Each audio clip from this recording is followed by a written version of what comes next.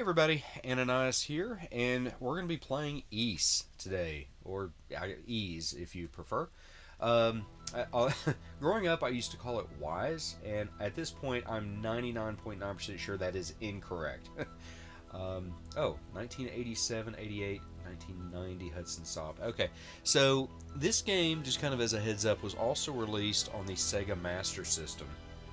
I don't know. Obviously, the music was nowhere, or the sound was nowhere near what this one is. Um, but I don't know what else it was released on back then. I just know it was released on the Master System. To my knowledge, it was never released on the NES, but it was probably released on some of the computer systems of the time.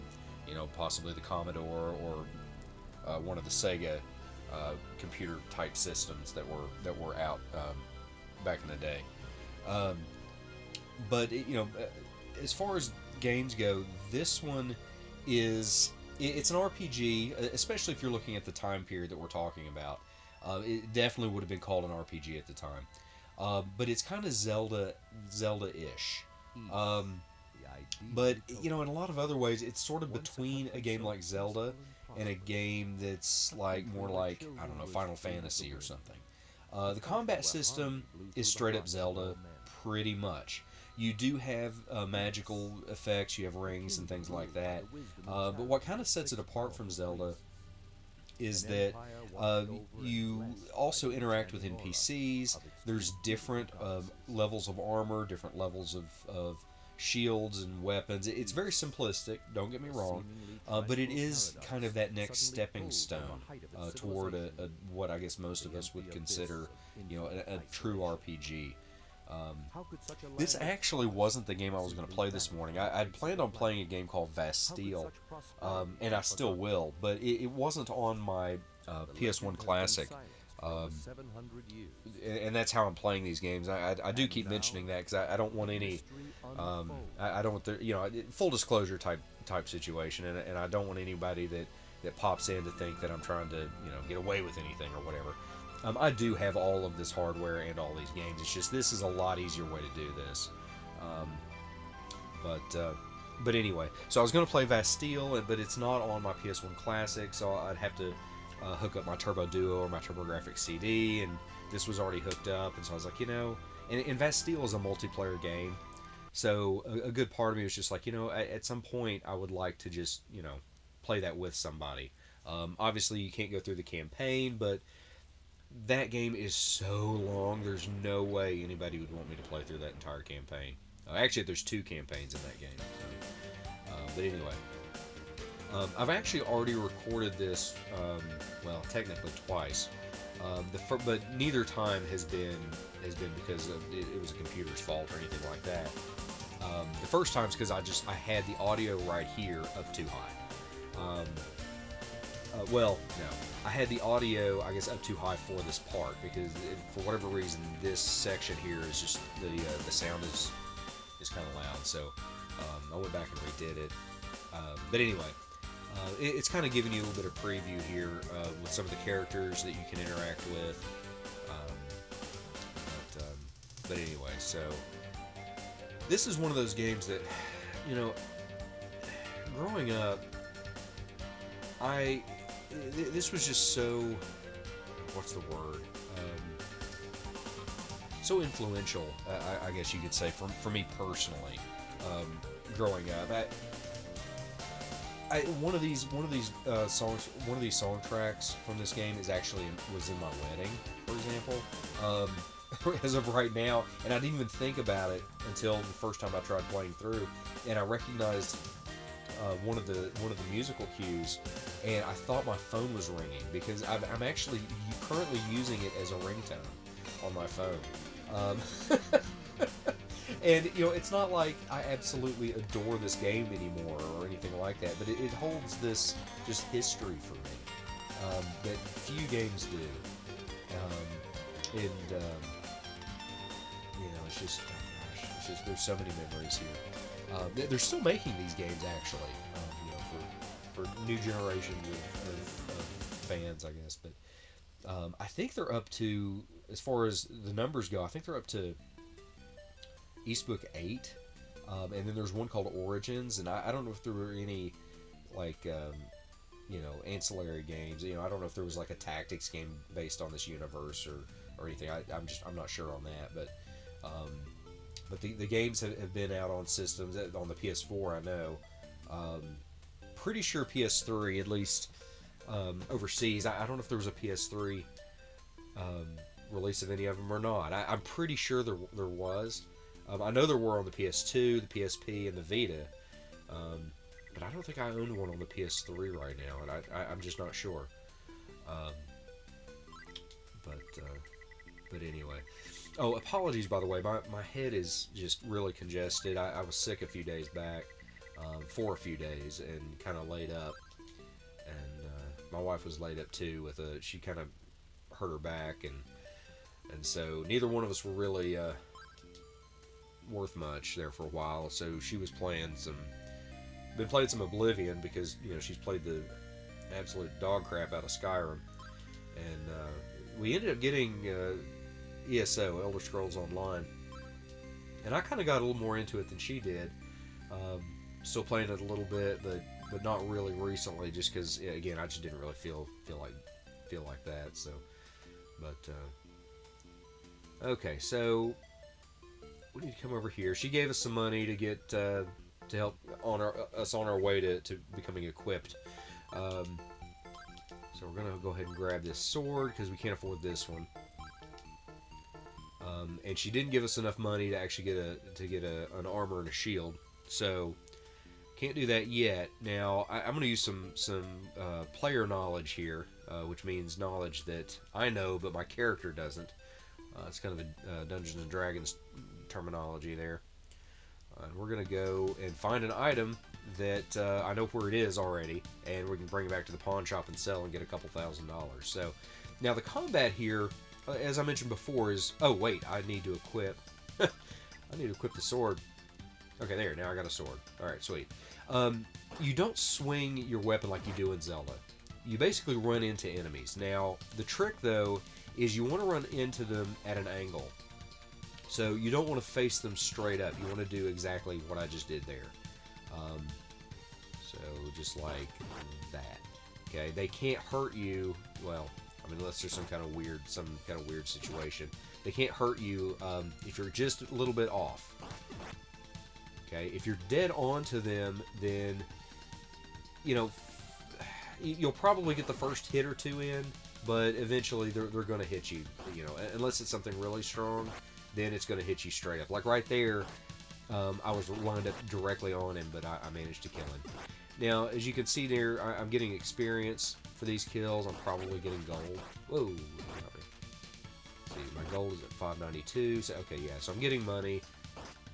Not getting a ton of experience. Looks like 2 per kill. But anyway, I'm going to go ahead and go out. Oh, if you stand still in the outer world, it recovers your HP. Anywhere, like in a dungeon or like in a cave or something like that, you don't recover HP from standing still. At least I'm pretty sure that's the case. There are certain situations I think you can. I just, gosh, I've played this so many times, but again, it's been so long ago. Now, right here is the item we're looking for here.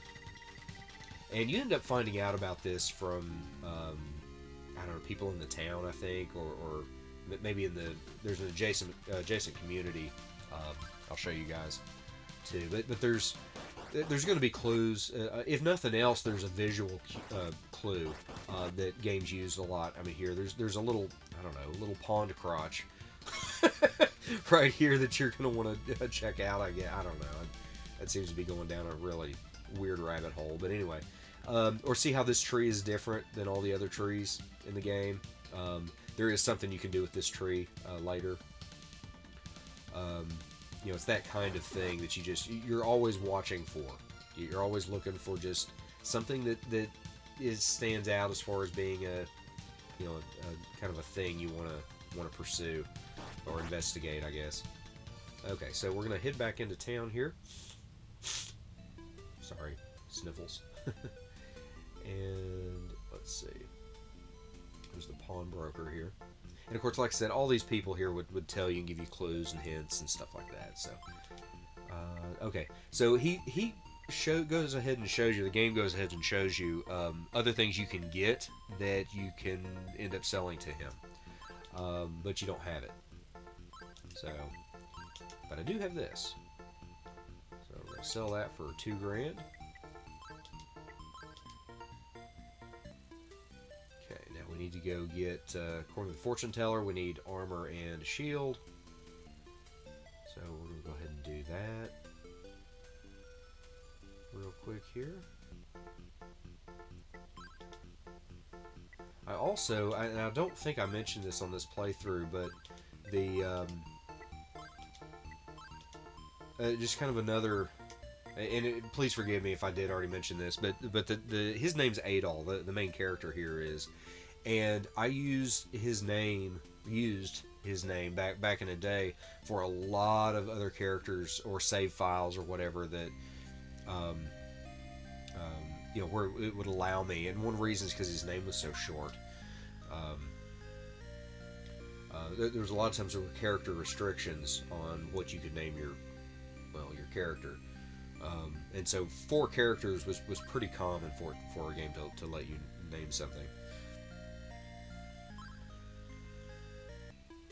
Wait, what did oh, damn it. Okay, yes, I now have it equipped. Okay, I guess having armor and a shield in my back pocket wasn't good enough. Okay, do you know... Okay, I'm going to say no, so she'll kind of explain it here. Alright. Yeah, and basically, and she just said it, the Land of East, this peaceful, peaceful land, it just kind of vanished. And they don't know why, and so you have to recover books. And the books basically are... Every time you find a book, you bring it back to her and she reads the book and will kind of tell you what the book says. Sarah's Crystal, I don't remember what that does, like at all. And I don't know... Oh, well, it gives me XP, so... Is that my inventory? Is there a way to, like, look? Well, I have it equipped, whatever the hell it is. Okay, so... Let's continue on here. Now, I'm going to go ahead and just, I guess, kind of show you guys the land a little bit, the area out here, just to kind of get an overview. Now, oh, one thing I want to mention, you can see there at the bottom, very bottom of the screen, and my apologies for this, but that the leaves and vines and stuff, on actual hardware, you don't see that. So I don't know why that's on there, and I'm hoping that this, isn't glitched up as far as, in an actual way will prevent, I don't know, that'll end up actually messing the gameplay up, but that shouldn't be down there.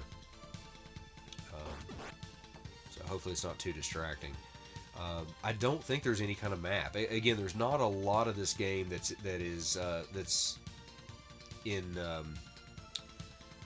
outdoors here. Most of the game actually takes place in a tower, which I'll show you guys if you want me to keep playing later on.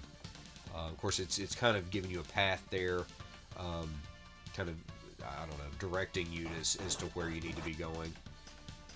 Right there, obviously, you saw I was able to face him straight on pretty easily and kill him. These dogs can actually be pretty rough. They're the most dangerous thing out here, to be honest. Between the 3 creatures that are out here. Okay, so basically you have the entire the look of the entire area right here. You've kind of seen all of it.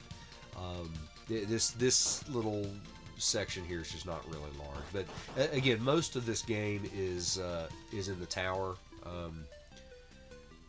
At least the first book here, which is what we're doing, East Book 1. Now here's the adjacent village, and again, there's NPCs here you can chat with, and different things you can do. Let's hop in here real quick and check this out. Just kind of see what this guy has to say. So if you can keep the secret. All right. Silver bell. This was stolen by the thieves. Now, one thing I will mention that's nice about this game that a lot of games at the time really didn't do very well, but this game, whether you know about the item or not, you'll still find it. Which wasn't necessarily always the case with games back in the day. A lot of times you had to do things in certain order, or it wouldn't trigger the event. Yeah, go ahead, count on me. So, and there were even times where you could get in a position where you couldn't beat a game, and that's, gosh, that's so aggravating. Again, so aggravating. Okay. So I think I'm going to call it quits right here. Well, you know what? Actually, I'm going to go ahead and head back to the other town because I kind of have a quest with this guy, but I didn't really dig into the NPCs and the community and this and that because there's some other things going on as well. And again, I was just kind of trying to show you guys as much as I could as quickly as I could. But let's go ahead and head back down this direction here. And I'm going to save it right inside this town here. Okay, so I hope you guys enjoyed. Let's see if I can figure out. Here we go. Save, and then you can see where I saved it before.